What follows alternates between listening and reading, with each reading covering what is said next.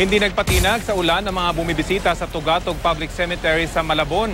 Ayon sa pulisya, tinatayang nasa hanggang 6,000 ang pupunta roon mula ngayon hanggang bukas.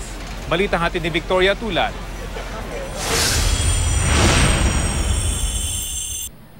Kahit umulan, hindi nagpatinag ang pamilya ni Irene at Filomena Rubio mula sa pagpapalipas ng gabi sa Tugatog Public Cemetery para makasama ang kanilang mga yumaong mahal sa buhay. Sa naturang sementeryo nakalibing ang kanilang mga lolo't lola, nanay at iba pang kaanak. Mahalaga raw para kina Irene ang makadalaw taon-taon. Kahit wala na sila, naalala pa rin natin. Dati kasi, pumupunta kami dito, umaga na, mga alas 5.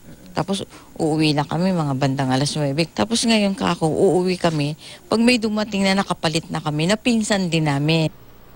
Minabuti na rin daw ni na Filomena na magpalipas ng gabi para hindi makasabay ang dagsa ng mga dadalaw ngayong undas. Ayon sa pulisya, tinatayang 5,000 hanggang 6,000 katao pa ang pupunta sa sementeryo mula ngayon hanggang bukas. May 3 ektarya ang lawak ng sementeryo. Nasa 6,000 naman ang nakalibing dito, gaya na lamang ng kilalang stuntman noong dekada 80 na si Ben Tumbling o Benjamin Garcia.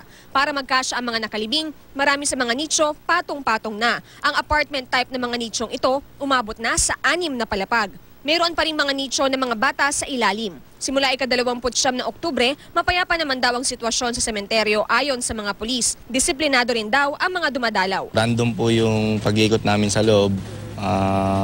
Wala naman po kaming nakakompiskate na mga pinagbabawal. Victoria Tulad, GMA News.